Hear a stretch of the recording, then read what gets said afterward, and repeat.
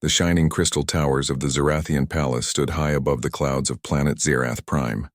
From orbit, the palace looked like a cluster of blue stars frozen in midair. Every floor was made of glowing crystal plates that hummed softly with energy. The halls were filled with alien nobles, soldiers, scientists, and scholars who worked under the rule of Queen Zerathia, the most powerful ruler in the sector. Among all these important people, one person did not fit in. He was human. He was a janitor. His name was Ethan Hale. Every morning before the twin suns rose, Ethan walked through the great silver gates carrying his small cleaning bot and a lunchbox packed with food for himself and his daughter. He had worked here for 3 years, ever since humans had been allowed to live on Zerath Prime after a trade alliance. Most Zerathians ignored him. Some greeted him with polite nods, others barely looked at him at all. But Ethan didn't mind. He had come to the planet for one reason, to give his daughter Mia a better future. Mia was only 8 years old, full of energy and questions. She loved stars, numbers, and stories about old Earth. Since her mother had passed away years ago, Ethan had raised her alone. He was not rich. He had no great titles or high education. But he was clever, patient, and had a quiet way of solving problems that others didn't notice. One morning, as Ethan cleaned the grand hall's shining floor, he noticed the royal tutors walking by looking worried. They were whispering to each other in low voices. Ethan heard a few words. Failed again. Impossible. The queen will be furious. Later that day, a rumor spread through the palace like a spark in dry grass. The princesses had failed their mathematics exam again. The twin daughters of Queen Zerathia, Princess Nira and Princess Luthia, were the pride of the Zerathian Empire. They were brilliant in languages, history, and diplomacy, but when it came to math, the royal instructors said it was hopeless. Zerathian mathematics was complex, full of multi-dimensional equations and symbolic thinking. Even the smartest AI tutors couldn't make the princesses understand it. The queen was furious but also worried. Mathematics wasn't just a subject, and when it was tradition, every Zerathian ruler was expected to master it before adulthood. A queen's daughter's failing in math was almost a royal shame. That afternoon, Ethan was polishing the mirror pillars near the queen's throne room when she entered with her advisors. He quickly stepped aside, bowing his head. The queen's voice echoed cold and sharp. They failed again, Minister Thal. I have brought the best minds from the academy, and still they do not learn. Your Majesty, said the minister, perhaps the princesses simply need time. I have given them time, the queen replied, her tone softening with disappointment. But perhaps what they need is not brilliance, but understanding. At that moment, the queen noticed something unusual. Ethan was teaching his daughter, Mia, who had come to visit him after her school lessons. He was kneeling beside her, drawing shapes on the floor with cleaning chalk. What are you teaching her? Asked the queen, stepping closer. Ethan turned quickly and bowed again. Just simple math, Your Majesty. She was struggling with fractions at school, so I tried explaining it another way. The queen tilted her head. Explain. Ethan pointed at the chalk drawings. You see, if you divide a circle into 4 parts, that's one whole pizza cut into quarters. If you eat 1 slice, that's 1/4 gone. If you eat 2, that's 1/2. It's easier to imagine when you think of it as food. Mia giggled. Dad says math is just sharing stuff fairly. The queen stared at the simple explanation. For the first time in weeks, she smiled slightly. Sharing. Interesting. Zerathian instructors use formulas, not food. It helps when students can see it, Ethan said softly. Math isn't about symbols. It's about patterns and fairness. Anyone can understand that. The queen looked thoughtful. Her golden crown shimmered in the pale blue light. Human, what did you say your name was? Ethan Hale, Your Majesty. Ethan Hale, she said slowly. You may have something our finest tutors lack. Ethan blinked in surprise. Your Majesty, I will give you a chance, the queen said. You will teach my daughters mathematics for 1 lunar cycle. If you succeed, you will be rewarded. If not, you may return to your work without consequence. Ethan's jaw nearly dropped. A janitor teaching royal princesses? The idea sounded impossible, maybe even dangerous. But he couldn't refuse a queen. He bowed deeply. I'll do my best, Your Majesty. The queen turned to Mia. And you, little one, may continue learning with them. Perhaps the princesses could use a study partner. Mia smiled wide. Yes, Your Majesty. The next morning, Ethan stood in front of the royal classroom, his palms sweating. The two princesses sat on floating chairs, both looking at him curiously. One, Nira, looked calm and polite. The other, Luthia, crossed her arms and frowned. Mother said you're a janitor, Luthia said bluntly. How can you teach us? Ethan smiled nervously. Because I know what it feels like to be confused. I think I can help. He began with a story instead of an equation. There once was a farmer on Earth, he said, drawing a line on the board. He planted seeds in rows. Each day he counted how many grew. Sometimes half sprouted, sometimes only a third. He wanted to know how much food he'd have by the end of the season. The princesses listened. His voice was calm, his words simple, and his stories made sense. When he drew shapes, he compared them to things they knew: moons, starships, shields, and crystals. Slowly, the girls began to understand. Princess Nira raised her hand. So if I have 12 star crystals and I give 6 away, that's half. Exactly, Ethan said with a grin. And if you give 3 more, how much do you have left? 3, Nira shouted proudly. Luthia rolled her eyes but looked at the drawing again. Wait, if I share them equally between 3 people, that's 4 each, right? Ethan smiled. Right again, see? You both already understand math. You just didn't know it. For the first time, the royal classroom echoed with laughter. The princesses were enjoying math. After the lesson, Ethan stayed behind to clean up, feeling both nervous and happy. He didn't know if the queen would approve, but he saw something in the girls' eyes. Excitement. They weren't afraid of math anymore. That night, he walked with Mia to their small home near the lower docks of the palace. The 2 suns were setting, painting the sky orange and violet. Dad, Mia said, are you really going to teach them again tomorrow? If they'll let me, Ethan replied. They're smart girls, Mia. They just needed a new way to see things. Mia looked up at the glowing palace towers. Do you think the queen likes you? Ethan laughed softly. I think she likes results. He didn't know that up in her throne chamber, Queen Zerathia was watching the recorded lesson. The princesses were smiling, answering questions confidently. The queen's lips curved into a rare, pleased smile. Perhaps, she whispered to herself, humans have their own kind of wisdom. The next few days passed quickly. Every lesson was full of laughter, questions, and discoveries. The princesses learned fractions, geometry, and logic through stories and games. Mia helped them by turning numbers into little competitions. Even the royal guards peeked through the door sometimes to watch. One morning, as Ethan arrived early, he found a group of palace nobles standing near the classroom. They looked displeased. A human teaching royalty? One whispered. What next? A janitor commanding the fleet? It is an insult to Zerathian intellect, another said. Ethan pretended not to hear. He only wanted to do his job and teach the girls well. But deep down, he wondered if this experiment could last. When the queen visited during the 4th week, she found her daughters solving problems faster than the palace tutors. The girls stood proudly beside Ethan and Mia, explaining how they calculated the energy output of the palace's shield using the human way. The queen nodded slowly. Impressive, she turned to Ethan. You have done more than I expected, human. Continue your lessons. Ethan bowed deeply. Thank you, Your Majesty. As the queen left, Mia tugged at her father's sleeve. See, Dad? You're really good at this, Ethan smiled, looking around at the shining classroom, the laughing princesses, and the hopeful eyes of his daughter. Maybe, just maybe, this strange new world had a place for him after all. The soft light of morning shone through the crystal windows of the royal classroom.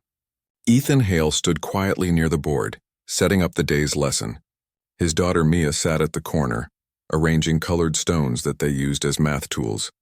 The air shimmered faintly with energy as 2 royal guards stood by the door, silent as statues. The sound of soft footsteps echoed, followed by laughter. Princess Nira and Princess Luthia entered, dressed in their royal uniforms, bright silver fabric with glowing blue symbols. Good morning. Teacher Ethan, said Nira with a warm smile. Luthia crossed her arms but grinned slightly. We were practicing our numbers last night. Ethan smiled. Good. Then today we'll make things a bit more fun. He placed a holographic cube on the table. With a tap, small glowing planets appeared floating above it. This is your solar system, he said. Now tell me, how can we figure out how far each planet is from your star? The princesses looked surprised. That's not math, said Luthia. It is, Ethan said gently. Every distance, every orbit, every line, it's all numbers. But we'll call it a game. The game turned out to be one of the most exciting lessons they had ever had. Ethan made the girls move small orbs to represent planets, using basic math to calculate distances. He told them stories about ancient Earth scientists who measured stars using shadows and light. Mia cheered as the princesses competed to find the correct orbit of the farthest moon. Math race, she shouted. Winner gets a cookie. The guards tried not to laugh, but even they couldn't hide their smiles. For the first time, the royal classroom felt alive. When Princess Neera solved the final problem, she jumped in joy. I did it. I found the orbit. Ethan clapped softly. See? Math is not about fear. It's about discovery. Even Luthia, who had once said she hated numbers, was grinning. It's strange, she said. It feels easy now. That's because you stopped trying to be perfect, Ethan explained. You started to play with it. When you enjoy learning, your brain stops fighting it. The Queen's personal advisor, Minister Thal, entered quietly and watched from the doorway. His tall frame and pale green skin gave him an almost ghostly appearance. He watched the laughter, the joy, and the floating planets with narrowed eyes. When the class ended, Ethan dismissed the princesses politely. As they left, Minister Thal stepped forward. Human, he said softly, his voice smooth but cold. You are overstepping your place. You were told to teach, not to play. Ethan met his gaze calmly. Sometimes play is the best way to learn. The minister's eyes flickered with irritation. The Queen may find your methods amusing now, but remember, royal patience is not endless. Stay within your limits, Ethan bowed. Understood, Minister. But as the advisor left, Mia whispered, He doesn't like us, Dad. Ethan smiled faintly. That's okay. Not everyone likes new ideas. Days turned into weeks. Ethan's lessons spread through the palace. Servants whispered about the human who made the princesses love math. Some nobles mocked it, saying the Queen was being foolish to trust a janitor. Others secretly admired how quickly the princesses had improved. The Queen herself often watched through the hidden crystal walls that recorded every royal lesson. She saw her daughters laughing, learning, and, most of all, thinking. That was something no AI tutor had ever achieved. One evening, after the lesson ended, the Queen summoned Ethan to her private garden. The garden was full of glowing flowers and singing water streams. She stood there, calm and tall, looking at the twin moons rising. Your methods are unusual, she said, turning to face him. Yes, Your Majesty, Ethan said respectfully. But they seem to work. They do, she agreed. My daughters have never been this eager to study. I see progress, and for that you have my gratitude. Thank you, Your Majesty, Ethan replied. But, she continued, you must understand.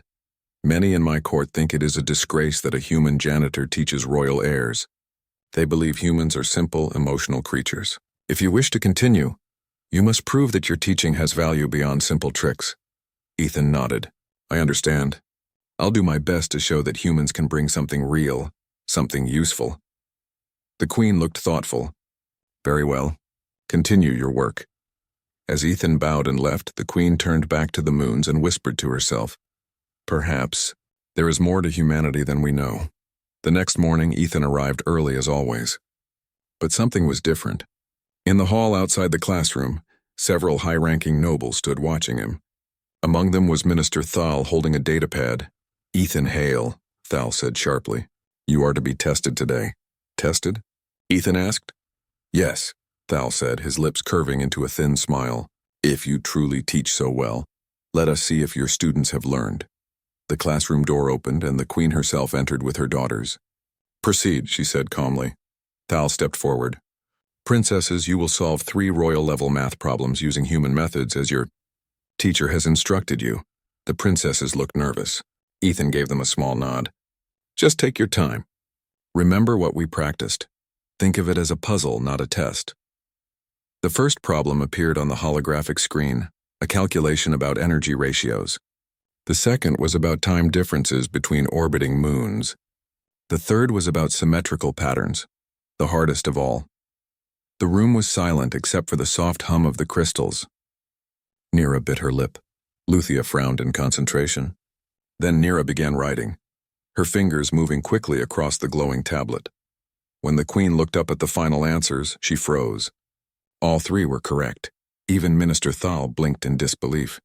Impossible, he muttered. The Queen smiled slightly. Perhaps not impossible. Just unexpected. She looked at Ethan. You have done well, human. Ethan bowed. Thank you, Your Majesty. They did the hard work, the Queen nodded approvingly. Your lessons will continue. Minister Thal's face tightened, but he said nothing. He bowed stiffly and left the room. Over the next few weeks, the classroom became a place of joy. The princesses grew confident and their bond with Mia deepened. Sometimes they would all sit together after lessons, telling stories about Earth and Zirath Prime. One day, while explaining geometry, Ethan compared the shape of a Zirathian palace dome to a human seashell. See this spiral? He said, holding up a picture of an Earth shell on his tablet. It follows a natural pattern called the golden ratio. Nature loves balance. Nira leaned closer. It's beautiful. I never thought math could be so alive. It is, Ethan said with a smile. Math is the language of creation. It's how the universe keeps its rhythm, Luthia added softly. You sound more like a philosopher than a janitor. Ethan chuckled. Maybe I just clean up ideas instead of floors now. The girls laughed and even the guards chuckled quietly. The lessons had become more than education. They had become friendship. One night, as Ethan walked home with Mia through the glowing streets of Zirath Prime, the air shimmered faintly with energy waves. Strange lights flickered in the distant sky. Dad, Mia said, pointing upward. Why are the stars moving? Ethan looked up and frowned. He had worked around technology long enough to know that those weren't stars, they were ships. Maybe just cargo vessels, he said. But his voice didn't sound sure. When he reached home, the palace alarm system suddenly echoed through the city, a deep rumbling tone that made the ground vibrate. A voice rang from the sky speakers. Attention all citizens. Border defense units report unknown vessels approaching. Remain indoors until further notice. Ethan felt a chill. He remembered hearing rumors about an enemy species, the Vornak Collective, known for sudden attacks on border worlds. He looked at Mia and knelt down. Stay inside tomorrow, okay? Promise me. Mia nodded, eyes wide. You'll be okay, Dad? Ethan smiled softly. I always am. He tried to sound brave, but deep inside he knew something big was coming, something that would change everything. The next morning, the palace was tense. Soldiers marched through the halls, energy barriers flickered across windows, and the Queen's Council held emergency meetings. Ethan arrived for class, unsure if the lesson would even happen. But to his surprise, the Queen herself appeared at the classroom door. My daughters will study as usual, she said firmly.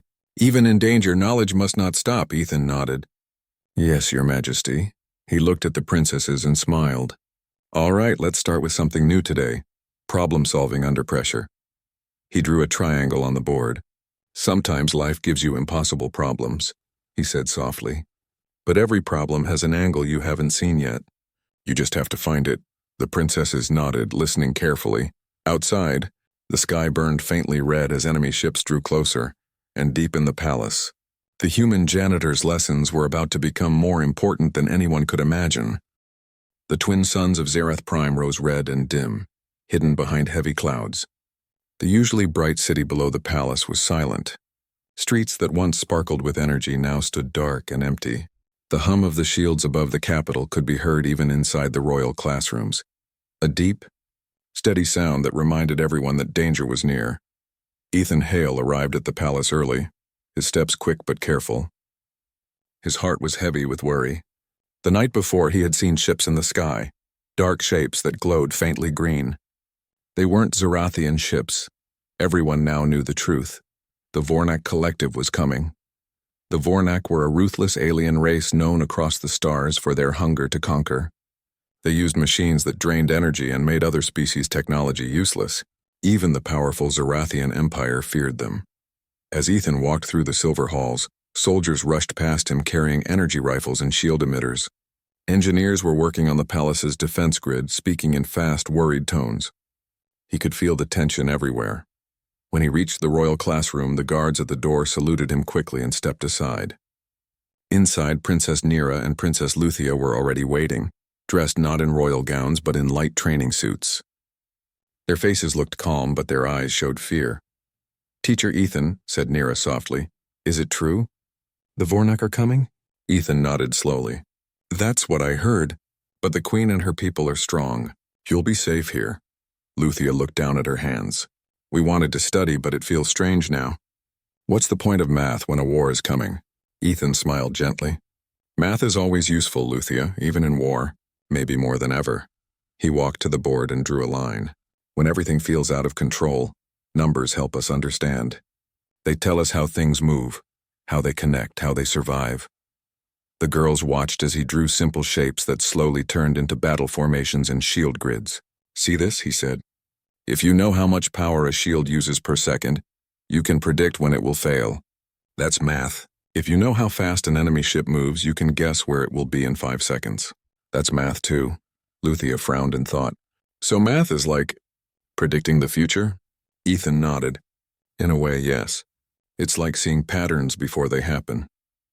For the next hour, he forgot the danger outside and taught the princesses how to use numbers to understand real problems: distance, speed, and energy. The girls listened with full attention, realizing that what they were learning could actually save lives. But then the alarm sounded. A deep, shaking tone filled the room, followed by the voice of a palace officer. "All citizens, Vornak ships have entered planetary orbit. All defensive stations prepare for engagement." The floor trembled slightly. Outside the window, bright lights shot across the sky, the palace's defense cannons firing toward space. Ethan looked at the princesses. "Stay calm. The palace is the safest place on this planet." The door opened suddenly, and Queen Zerathia entered, surrounded by guards. Her golden armor shone in the dim light, and her long cape moved like flowing energy. "Teacher Ethan," she said firmly, "I am grateful for what you have done for my daughters. But now they must move to the inner chambers." Ethan bowed. "Of course, Your Majesty." The Queen turned to her daughters. "Stay close to me." But before they could leave, a young engineer ran in breathless. "Your Majesty, the palace shields are unstable. The frequency is collapsing. We can't match the resonance with the main reactor." "What?" the Queen said sharply. "Impossible!" Ethan's head turned quickly. "Excuse me, what do you mean by collapsing?" The engineer looked surprised to see a human speaking. "It's the energy pattern. It's fluctuating too fast. The shield generator can't align with the crystal core. Our math models don't fit." Ethan frowned. "Can I see the data?" The engineer hesitated, looking to the Queen. She gave a small nod. "Let him." Ethan ran to the console and looked at the numbers flashing across the screen. His eyes scanned the equations, complex Zerathian formulas full of alien symbols, but something clicked in his mind. "Wait," he said after a few seconds. "You're dividing the energy wave by the wrong factor. Your base unit is in Zerathian orbits, but your reactor uses human-based energy units. They don't match." The engineer blinked. That's impossible. Our systems were calibrated by the finest scientists." Ethan shook his head. "No, look here. Your conversion constant is off by 1 decimal. That's enough to throw the entire frequency off balance." The Queen leaned closer. "Can you fix it?" Ethan hesitated. "I can try." He quickly typed new numbers into the console, converting the Zerathian symbols into simpler human math. The screen flickered, then stabilized. The shield readings turned green, a sign of perfect balance. The engineer gasped. "It's working." "The resonance is stable." The Queen stared in disbelief. "A human janitor just fixed what our top scientists could not." Ethan stood back, his hands trembling slightly. "It was just a math mistake, Your Majesty. Numbers are the same in every language." For a moment, the Queen said nothing.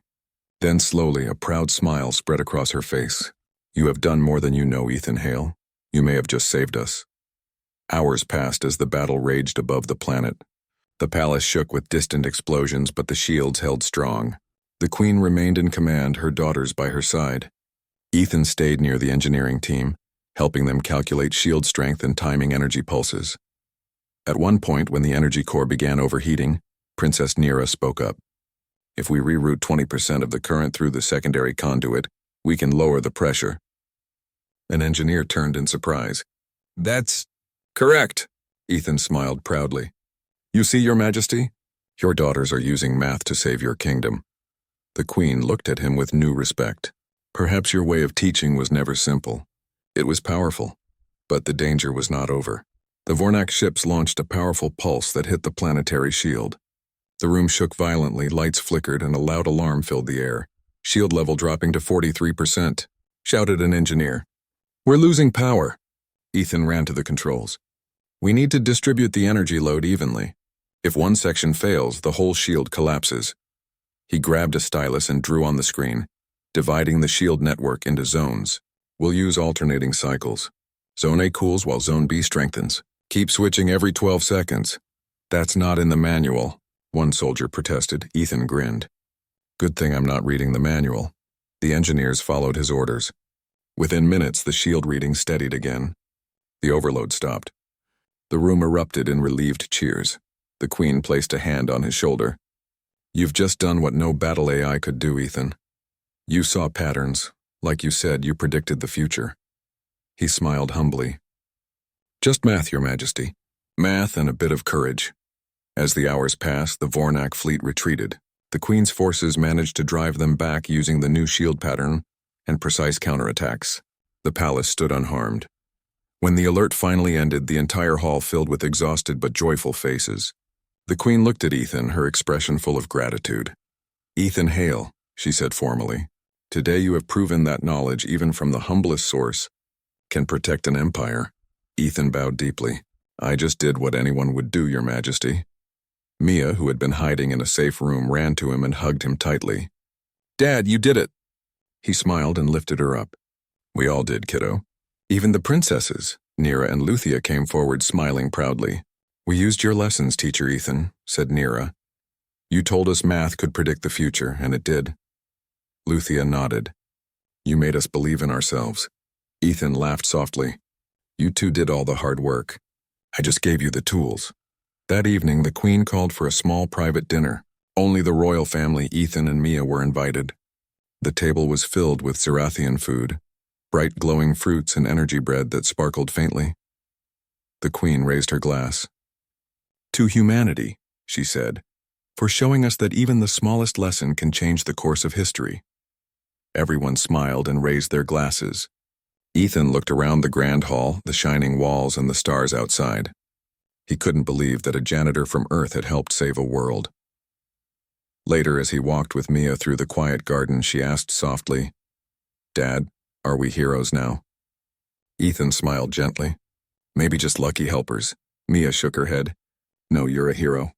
You fixed the shield and saved everyone. He looked at the twin moons above and said quietly, If helping others makes you a hero, then yes, maybe we are. The soft wind carried the scent of alien flowers, and in the distance, the palace glowed like a promise, a symbol of hope born from simple human courage and the power of understanding. The palace halls hummed with energy, but tension lingered in every corridor. The Vornak fleet had retreated for now, but their threat remained. Dark ships continued to patrol the edges of Zerath Prime's atmosphere, and scouts reported new weapons in development. The Queen gathered her daughters, her advisors, and of course Ethan, in the grand strategy room, a circular chamber filled with floating holographic maps of the galaxy. Teacher Ethan, the Queen said, the attacks have shown that knowledge alone is not enough. We need strategy. Can you help my daughters apply what they have learned to real situations? Ethan nodded slowly. We can try, but this will not be easy. Nira and Luthia stood proudly beside him. Though once timid with numbers, they now radiated confidence. Ethan smiled at the girls. Remember what I taught you. Every problem has a pattern, every pattern has a solution. You just have to see it. The Queen leaned closer to the hologram. The Vornak are sending probes that interfere with our starship navigation. They're small, fast, and hard to track. Can you find a way to predict their movements? Ethan tapped his stylus on the console. We can treat it like a math problem. Each probe has a velocity, a path, and a time interval. If we track even small movements, we can calculate where they will be next. He turned to the princesses. Your job is to find the pattern. Nira looked at the flickering lights representing enemy probes. We can plot the points, she said. If we connect them, maybe the path becomes clear. Luthia nodded. And then we can predict where they'll go next. Ethan's eyes widened. Exactly. That's using math in real life. Prediction. For hours, the three of them worked together. Ethan guided the girls, showing them how to turn abstract numbers into practical solutions. Nira's mind was sharp with logic. Luthia had an instinctive sense for patterns. Mia joined in, cheering them on and marking calculated points with colored stones on a mini-board. By mid-afternoon, they had mapped the predicted paths of all enemy probes. Ethan quickly translated this information into shield adjustments and starship maneuvers. The first test came immediately. Sensors blinked, indicating a probe was approaching the capital at high speed. Ethan held his breath. Nira called out the next predicted location. Luthia confirmed the calculation. The palace shields rotated to intercept the probe. A bright pulse struck the outer shield and dissipated harmlessly. The room erupted in cheers. The Queen looked at Ethan with awe. "It seems your lessons are not only teaching numbers, they are saving lives." Ethan smiled humbly. "They did all the work, Your Majesty. I just showed them the way." Over the next few days, the palace became a hive of activity. Engineers, scientists, and even generals started consulting Ethan. His human logic, simple, practical, and direct, helped them fix problems that had stumped Zarathian minds for centuries. Some nobles were still skeptical. Minister Thal, in particular, frowned constantly. But even he could not argue with results. The princesses, once struggling with basic equations, were now analyzing energy flows, shield patterns, and enemy flight paths like seasoned strategists. One afternoon, Ethan was explaining probability to the girls. Think of it like predicting which path the Vornak will take next. If you know the odds, you can prepare for all possibilities. Nira raised her hand. So math is not just numbers? It's a way to think ahead. Exactly, Ethan said. And that skill is just as important as knowing the answer. Luthia added thoughtfully. So all those games we played with stones and cubes, they weren't just fun. They trained us to see the world differently. Ethan nodded. That's right. Learning doesn't have to be boring. When you enjoy thinking, you become powerful. Then disaster struck. A sudden pulse of Vornak energy targeted the palace core. The outer shields flared red and began failing in one section. Engineers scrambled, alarms blared, and the crystal floors vibrated underfoot. "Teacher Ethan!" Nira shouted. "The shield calculations are off. What do we do?" Ethan looked at the failing numbers. The engineers were panicking. The problem was complex. Too much power was being drawn in one zone and the automatic systems couldn't handle it. He took a deep breath. "We have to manually redistribute the energy. Princess Nira, Luthia, help me calculate the output for each shield sector. We need exact numbers, not guesses." The girls leaned over the console, working as a team. Ethan guided their calculations, reminding them to check each step carefully. Mia passed them tools and markers, keeping morale high. Minutes passed. Then Ethan gave the order. "Activate the cycle now." The engineers hesitated. "Are you sure?" One asked. "I trust them," Ethan said. "Trust the math." The shield system hummed, recalculated, and stabilized. The pulse hit, and the palace shields held strong. Everyone cheered. The Queen looked on, pride and relief shining in her eyes. "Your daughters," she said softly, "have learned more than I imagined. And you, Ethan, you've shown us the power of human reasoning." Ethan shook his head. "I just gave them the tools. They used them to save everyone." The next day, a council meeting was held to discuss long-term strategy. Ethan and the princesses attended. Holographic displays showed the entire sector, with enemy movements marked in red. "Your daughters will present their calculations," the Queen said, "and if they succeed, the fleet can act accordingly." The girls went step by step, showing predicted paths, possible Vornak strategies, and energy calculations for shield reinforcement. The council was stunned. Few had expected two young princesses to speak with such clarity. Even Minister Thal, who had doubted Ethan from the start, looked thoughtful. "Perhaps humans do have a way of thinking that Zarathians lack," he admitted quietly. Ethan smiled at the girls. "You see? Learning isn't about being the smartest, it's about thinking clearly and creatively." Days turned into weeks. The Vornak attacks continued, but the palace and surrounding cities held strong. Princess Nira and Luthia began teaching younger Zarathian students basic strategies and calculations, spreading the human method through the empire. Ethan watched them proudly. The girls had grown from timid students into confident leaders.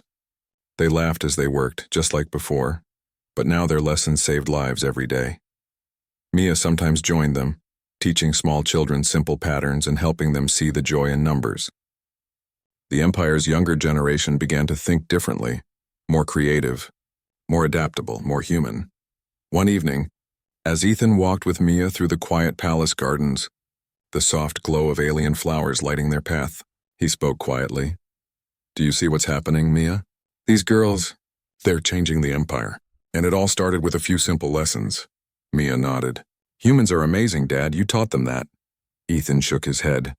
"I didn't do it alone. They learned because they wanted to. I just helped them see a different way." The twin moons rose over the palace, casting soft light on the crystal towers.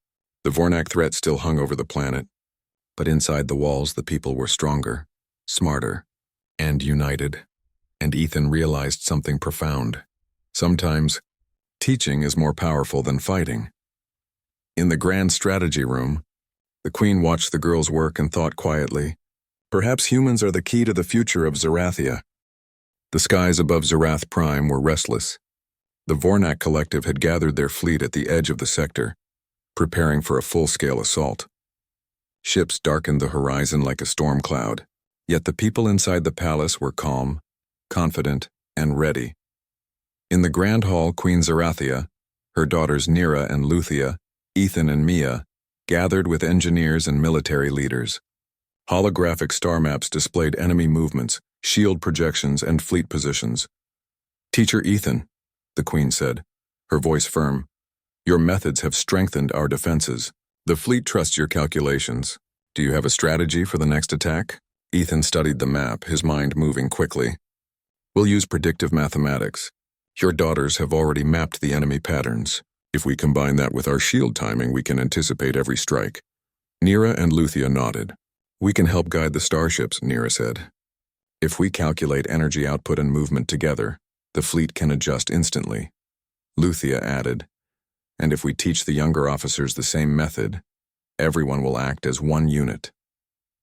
The Queen smiled. "Then let it be so." The Vornak fleet struck at dawn. Bright pulses of energy collided with the shields, shaking the palace walls.